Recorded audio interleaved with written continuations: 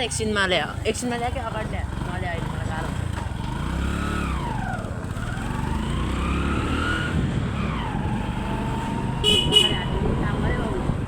ल ल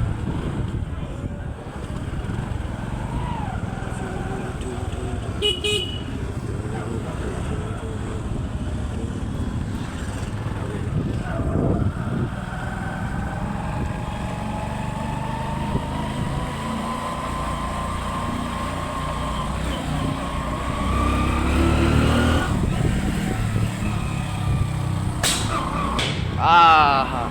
पड्यो है केटा हो